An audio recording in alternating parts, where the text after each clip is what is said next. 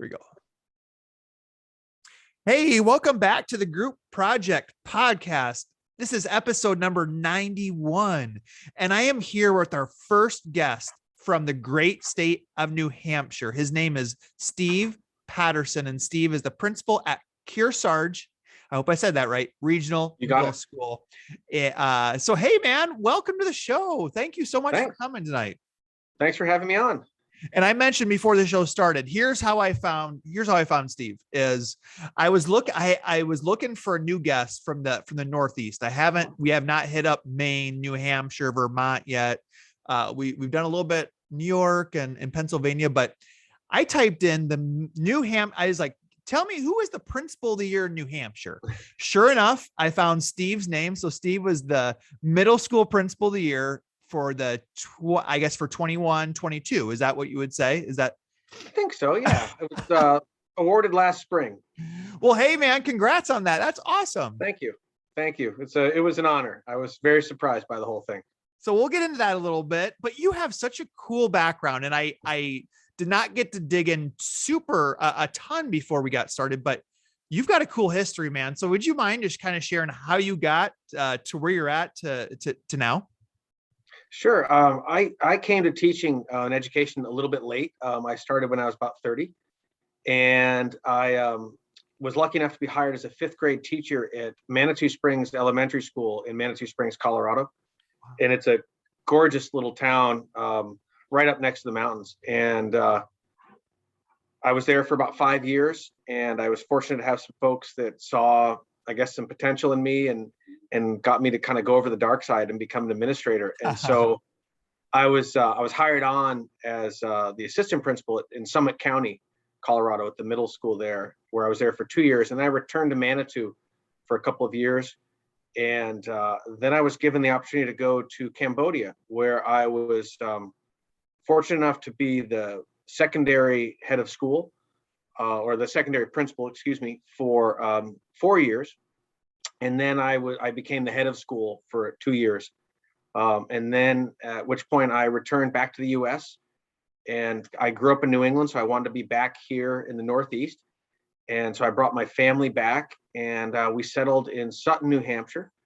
And I became the principal at Kearsarge Regional Middle School. And this is starting quarter of the way through my seventh year. Yeah. Okay. 7 years. So gosh, there's so many. We got Colorado, we got Cambodia, we've got the New England. Let's go to Cambodia. I pull up the map of Cambodia here, man. Just tell me what that experience was like over there. Oh my God, it's an amazing place. The people are just some of the kindest people on earth. It's a country, of course, it's been through so much, and it still is. They're still kind of evolving, I guess you'd say, as a country. The international school was remarkable. We had students from about 32, 33 different countries. I had staff from 17 different countries. So you really learned a lot about different cultures, different perspectives on the world, how to find common ground and build community. And it was a remarkable experience, both working in the school, but living in the country changed my life. It really was amazing. Okay, so Cambodia, and again, I'm not a social studies expert here. Right down by Vietnam, Thailand. Is that in that area? So yeah, you have to the east you have Vietnam, to the west you have Thailand, and to the north you have Laos. Wow, it's beautiful, and it's a gorgeous country. I was fortunate enough to tour the region. I met my wife there, who's Cambodian, and changed my world. It's just been amazing. Wow. So what was that adjustment like coming back to the United States then?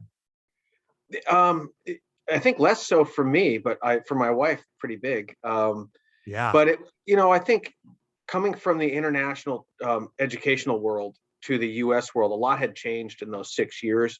And then of course, being back into a new state in New Hampshire versus Colorado, there was a lot of procedural and policy differences. There'd been some pretty significant changes over the years in the US.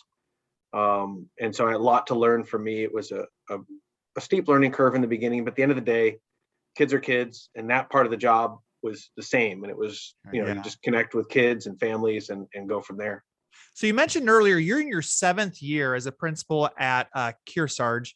What are the one or two biggest lessons that you've learned over these last 7 years? I think to listen more. Um, I can be fairly headstrong, and so I think listening more, um, really working on the relationships. I think that's especially true this last year and a half, 2 years, um, and just being present.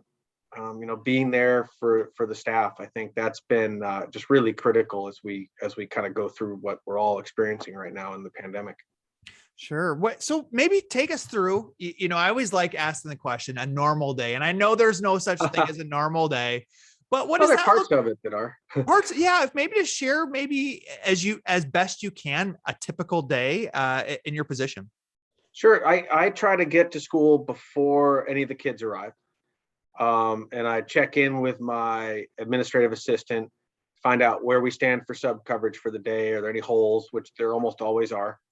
We have, I think, like most schools right now, we have precious few subs. And then I basically head out the door and I walk around the building for the first anywhere from 30, 45 minutes, just checking in with staff, greeting students, seeing how everybody's doing, listening. There's been a lot of stress this last couple of years, and so just listening, letting people talk to me, and just getting a pulse of the building for the day, checking in on a few kids that might need a little extra attention in the morning just to get them focused for the day, and I just walk around, and it's a great way to start the day. After that, it just depends. A lot of working with kids. I'm fortunate. I have a great assistant principal, and we split we don't have a traditional principal assistant principal role, so she really acts as a co-principal. Okay. And so depending on who's in the office, if a student walks in with an issue, whoever's door is open will field it. So I get to be involved in working with kids directly, supporting staff. It just depends on what the need of the day is. We try to do a lot of planning. We do a lot of our own professional development, working on curriculum development, getting those things in line, and just kind of the day-to-day business operations of the school. We try to be out from basically 11:30 to 1 are our 3 waves of lunches. So whenever we can, we're up there. Again, you get a lot of work done. You just get to talk to kids, see them in their natural environment. Yeah. And then again, at the end of the day at 2:30, when the buses are leaving, we, try to be out the door and saying goodbye to the kids and send them off with a positive feeling for the afternoon. Awesome. I was reading your kind of the press release when you won the award, the Principal of the Year award. And, some of the themes I was hearing were strong communication, transparency, keeping staff and students informed. Maybe talk to us a little bit about your communication style, why you communicate the way that you do. Sure. I think, email is, of course, an easy way to get information out. It's not always the most effective. So one of the lessons I've learned, and actually in this last couple of years, is I do a lot more face-to-face. So I can email out information that's just generic. You need to know this, but I find it's much more effective to just go and talk to people. So if I know I can send an email out, but someone might have a different concern around it, I'll go and find them and say, hey, this email went out, but I want you to know this part of it that you don't always get in an email. The same holds true with parents and with students. I find it better if a student will email me with a concern instead of just responding back and having them, read an email from a principal, which is, it's just not very personal. And so I'll call them into the office, or I'll go find them at lunch and say, hey, I got your email. Here's more information that you need to know. Thanks for sharing your concern. And I do the same with parents. We've had a number of issues come up this year that you hear about in the news. A lot of concern about bathroom use and this and that. And I find, while I can email the information and the policy and how we do it, I always invite those people in for a conversation. And I find the people that are willing to sit down and talk with you are there to learn, and we can find some common ground and agree on a lot, and then they can understand kind of the reasons and why we do what we do beyond this is the policy, this is the law, because that doesn't really connect with anyone. And so we can find those personal connections, we can find common ground, and I find that's probably more important than it's ever been, and I find it really effective. And I try to do the same with teachers. So I'm learning. I still make. I saw one of your questions later is mistakes. We all make them, and stick our feet in our mouths, and the only way to get past it is to kind of own it and go talk. So let's go down that road for a second. Sure. The mistakes, is there one mistake that as you look back on your early years, either there at Kearsarge or either in Cambodia or, wherever it might be, a mistake that you used to make a lot in the past that you no longer do, that maybe you can give some more novice administrators some advice? I think thinking that I know more than I know. I think one of the, as you do this job for a while, it can be very humbling. And I think in the beginning, you set this expectation for yourself that I have to be this professional. I have to be the principal. Everyone's going to turn to me. And what you quickly realize is that you feel a little bit like the man behind the curtain. You don't really have a clue half the time. Most of the things that they teach you in principal school aren't really relevant to the job. And so you make a lot of mistakes by sometimes thinking you know more than you do. And what I found, the more I do this job, the more I rely on everybody else to have the right answers, and I kind of guide the ship. And so I tend to be the person that kind of develops the shared vision for what we want to achieve, and try to get people's input on how to do it. We don't always agree. I'm pretty upfront that sometimes we can't reach consensus, and there might be a decision that has to be made, but whenever possible, we'll try to get to some consensus. Mm-hmm. When we do those things, if it's scheduling is always a perennial nightmare for schools in general, but it's a third, and a third. So a third don't want it, a third don't care, and a third really want it. And so you end up at the end of the day having to make the best decision and things like that. But I think, looking back, I hate to admit I've been doing this, principal thing for, I think, 16 years or so. You realize that you don't know everything you thought you knew at one point in time. Sure. Hey, what would you say Kearsarge Middle School is known for? What's been your focus? I mean, we have awesome kids. Everyone says that, but it's true. And our kids are amazing. But I think we have such a supportive community, and we're able to offer a really rich program, both academic and co-curricular, to our kids. So we're unique in that we're 7 towns. We're about 420 square miles, which is in New Hampshire. New England geographically is pretty tight. That's a pretty small state, but a big area within the state. But we offer a lot for our kids for school our size. So we offer just a really strong unified arts program.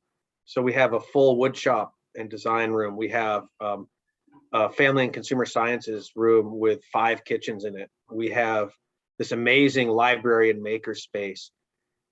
We have wonderful athletic facilities, but we also offer really low class sizes for a middle school. We're almost always lower than 20 kids. We have a few classes that this year are going a little higher, but I think that promotes kind of the relationship thing that we talk about. So we try to keep it personal, and just again, that community support in Kearsarge is really remarkable. It's the best I've ever encountered. So I'm looking up where you guys are located. You're right, almost on the Maine border. Is that correct? No, there's a Kearsarge Mountain. Okay, sure. If you Google, if you look up New London, or okay, Sutton, New Hampshire. So we joke around. We're about 2 hours from everything. Okay. So we're 2 hours, or we're about an hour and a half from Boston. We're about 2 hours or so from Portland. We're like 2 hours from Burlington, Vermont, Yeah. 3 hours or so to Montreal. Wow. We're kind of near everything, but we're in this little kind of forgotten corner of New Hampshire, which is really nice. A lot of people drive by us on the way to other places, but Okay. it's beautiful. We have mountains and lakes and Wow. ski resorts, and it's a wonderful place. It's small towns. So I think the neat thing about Kearsarge is that we're socioeconomically, we're really diverse. And so we've got, these amazing lake houses and a lot of wealth in parts of our communities. And then we have a lot of rural folks, farmers, but we also have a lot of rural poor and a lot of poverty in places. Wow. But it all kind of comes together. And the middle school is the first place that all the elementary schools, we have 4 different elementary schools, they come together at the middle school for the first time. And it takes a little while for the kids to break down some of those barriers from the different schools and the walls they put up. And by this point in the year, we're starting to see our 6th graders form different groups, and it's really neat to see. And they become one school over time, and it's a unique place. It's really fun. Cool. So what is the biggest challenge in your role? Boy, I mean, of course, this last year and a half, it's been the pandemic, and really supporting teachers. We were full. We spent all last year offering in-person learning for the entire year, with a few exceptions where we had planned closures after the holidays.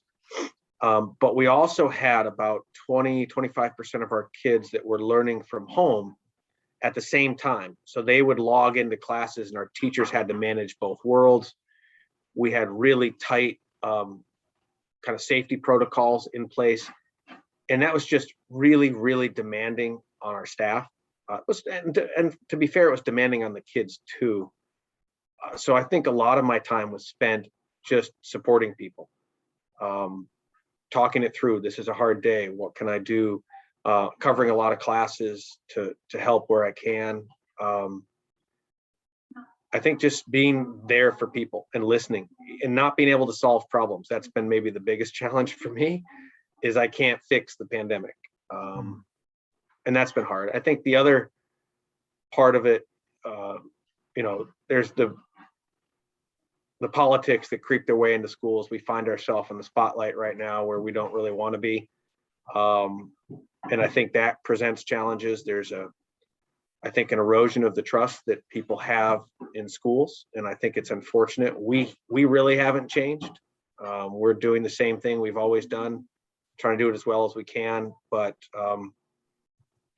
unfortunately, those things creep into the schools. The divisiveness we see outside in our general communities creeps its way into the school, and we have to try to work past that.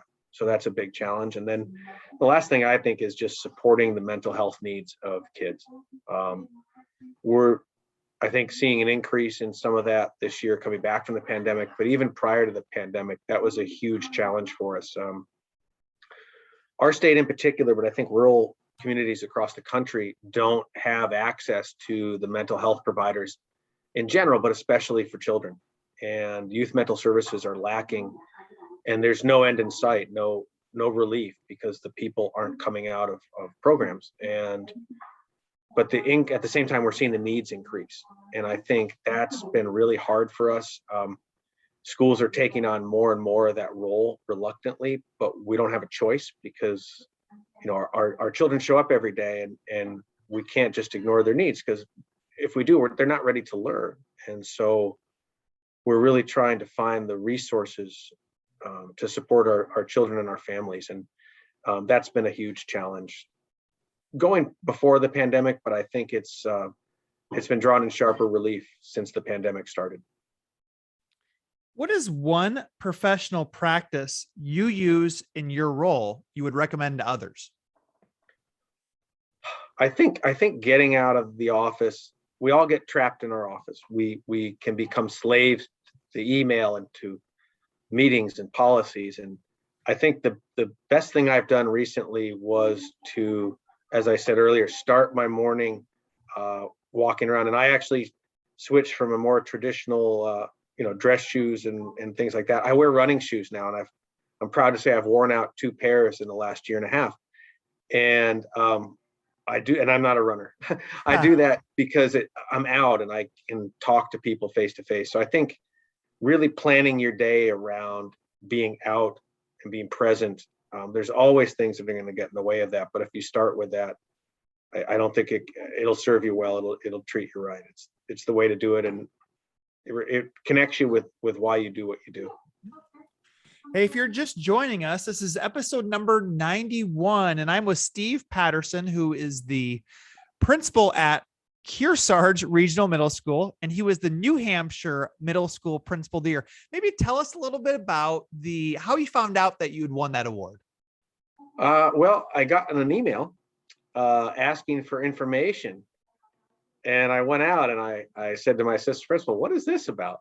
And they kind of, so there was surprisingly a lot of work that had to go into it, and I was very humble. I think you get a lot of credit for work that other people do. First of all, I'm very proud that they felt that I was worthy of nominating, but really, it's not my work, it's everybody's work, and I can't take the credit for it. And I think so it was very humbling. I'm very honored to represent our school and the things that we've achieved, and really that's I think the big reason for the award. I don't think I do anything on a given day that almost every other principal in the country is doing right now. I just happen to have a staff that felt strongly enough to do the paperwork for me and send it in. And, but I think there's so many people doing great work that don't get recognized every day. Sure. All right, man, we're going to switch over to our quick hitters here. Okay. All right. Yep. So I always ask, I'm going to ask you 2 questions about, usually I just ask one, like, where's a place we got to check out where you live? I'm also going to ask you a question after that, but let's start with where's one place. And you said New London. I know it's a bunch of different towns there that kind of make up your middle school. What's one place you got to check out in your school district?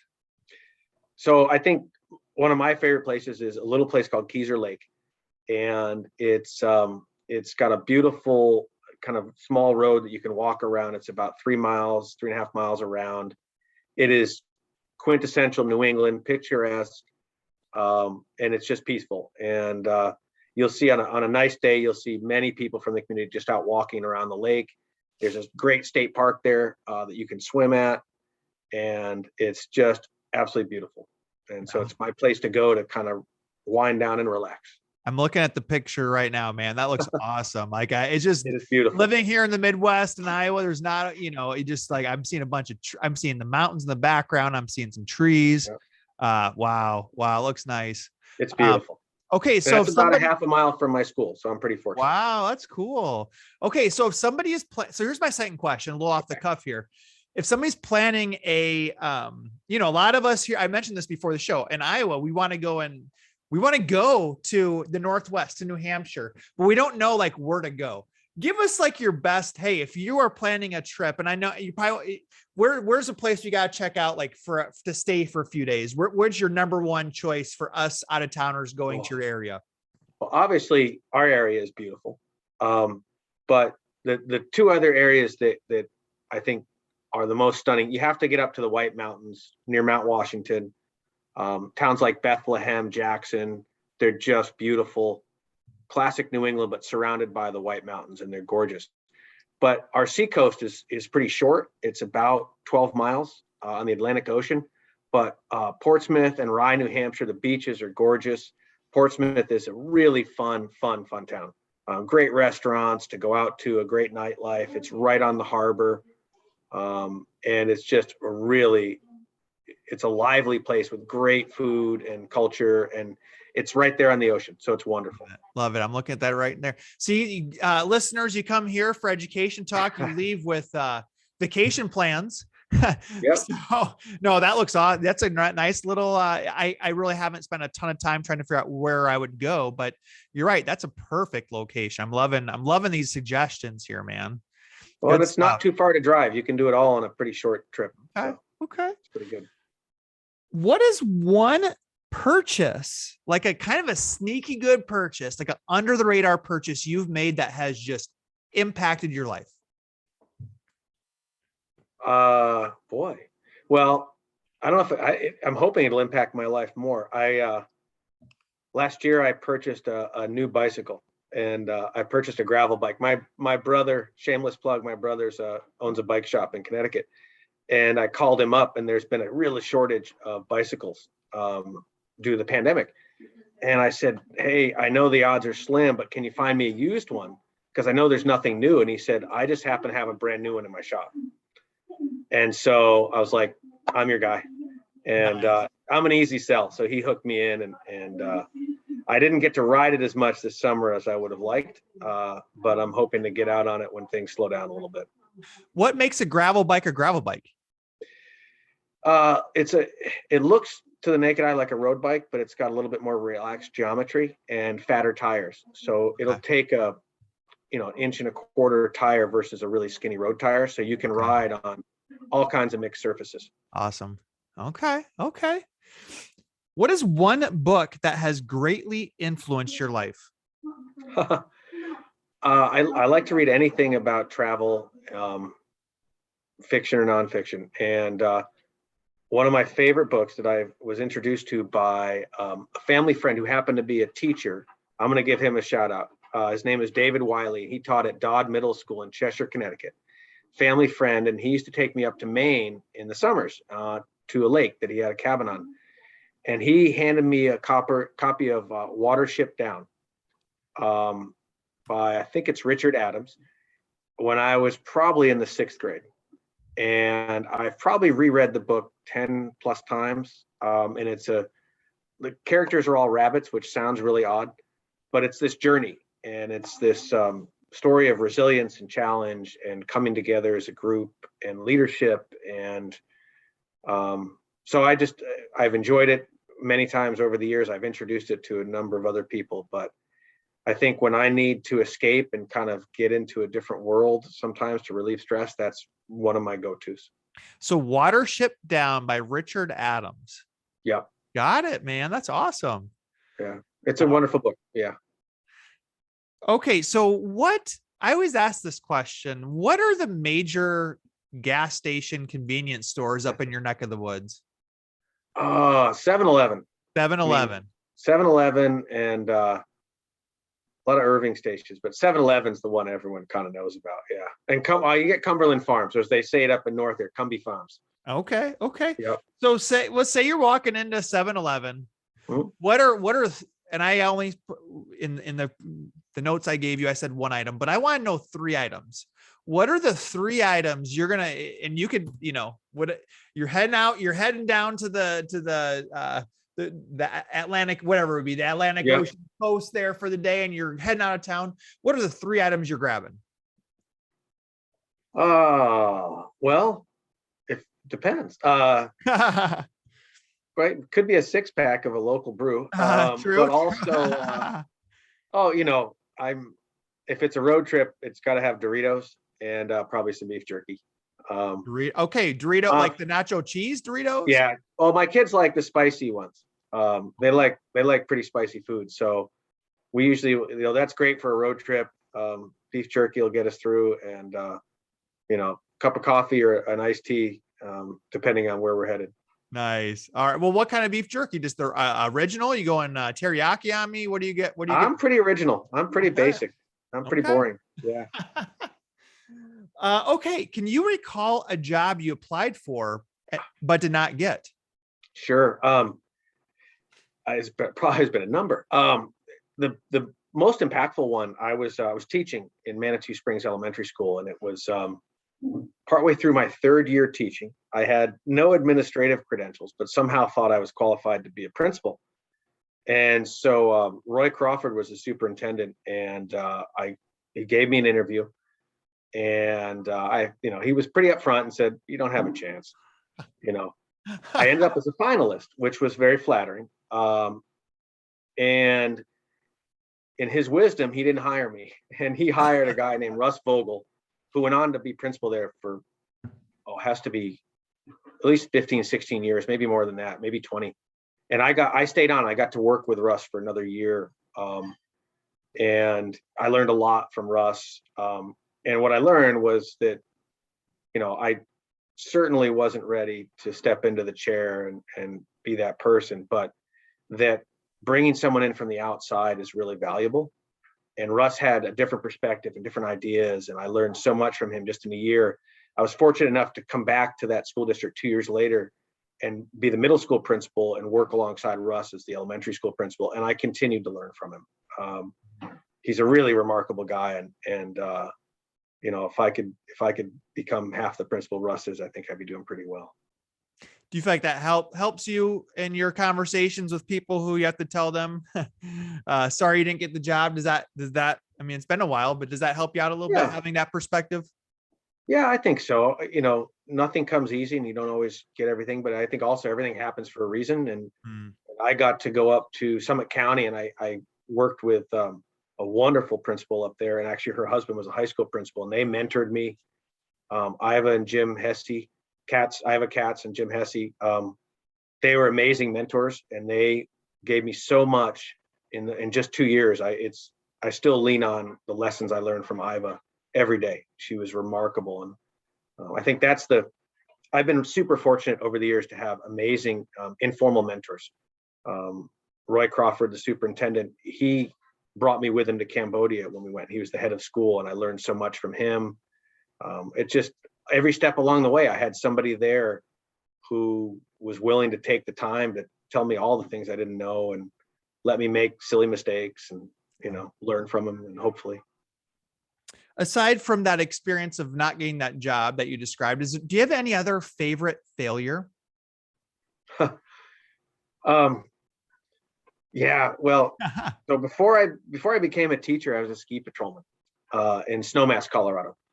And I thought I was all that, a bag of chips. And when I was a rookie patroller, thinking I'd hit it, I'd made it, I parked a toboggan, and apparently I didn't do it very well, and it went on a ride by itself.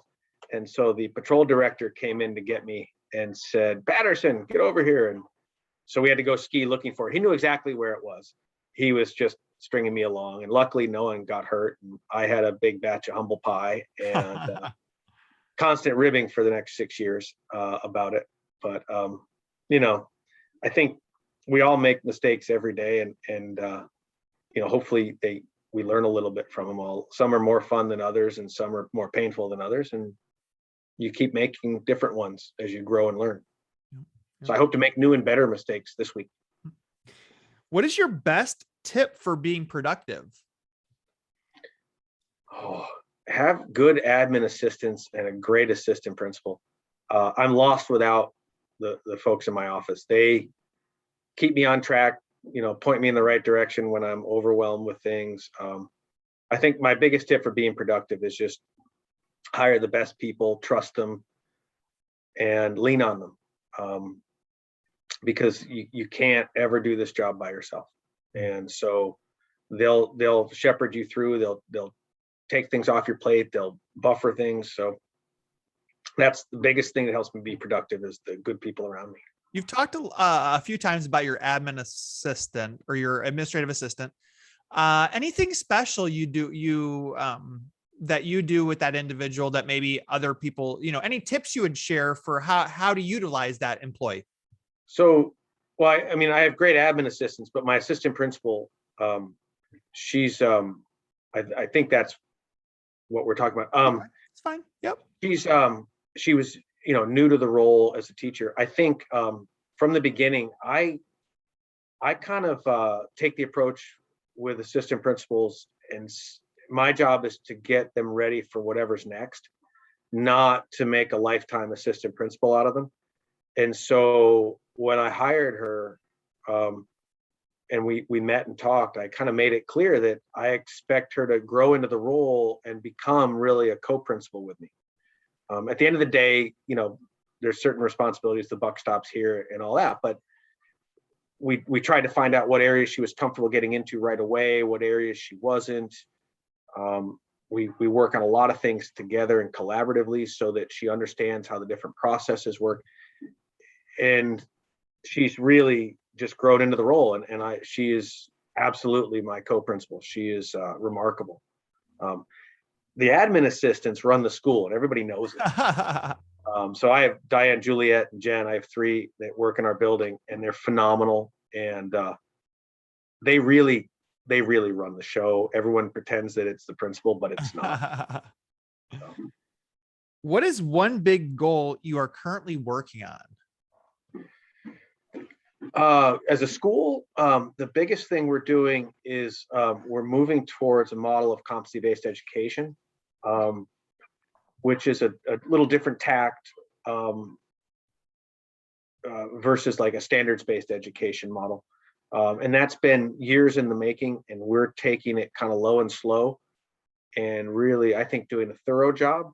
So that's been exciting. It's demanding work for the teachers. It's got a lot of cognitive demand because it forces them to rethink the way they think about student learning, but also how they teach and assess that learning. So it's really challenging for them. And a personal goal is just to find better balance in my life. That bicycle that I talked about earlier has not gotten enough miles on it. So I need to be better at balancing and making sure that I'm here for my family and taking care of myself. But that's a work. Speaking of your family, why don't you mentioned before the show, you've got your wife there. She's making some of her amazing macaroni. Yes, she is. Oddly enough, it's not her. She's not known for that food. She's known for being a great cook. So I have my wife Shantu, who's fantastic. I have 3 kids. I have Avril, who is a junior at the University of New Hampshire, studying to be an OT. I have Madeline, who's a junior at Kearsarge High School. And I have my son, Thomas, who's a 3rd grader at Sutton Elementary. Okay. So what grade levels is your building? I'm a 6 to 8 school. 6 to 8. Okay. So you got a few more years until your youngest is up there, huh? Yeah. My daughter had to live through going to the school with dad as principal, and she's done okay. So I think he'll survive as well. So. Hey man, that's the end of my questions. Is there anything we didn't talk about that you would like the audience to know? No, we covered a lot of ground. I think, we need good principals. So we need school leaders. So if you're at all considering becoming a school leader, we need you. And so talk to other school leaders and figure out if it's the right fit for you. But we could use more good leaders coming into the profession. I think at one point you mentioned kind of the sub shortage are you guys seeing a shortage up there in the Northeast? We're seeing a sub shortage for sure.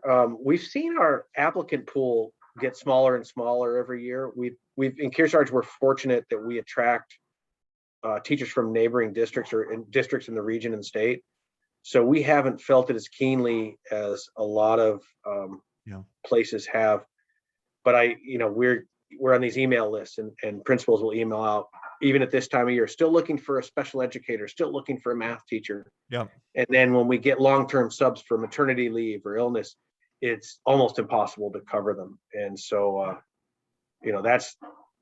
it's hard. It's a nationwide issue. Yeah, absolutely. It's not going to get better. So.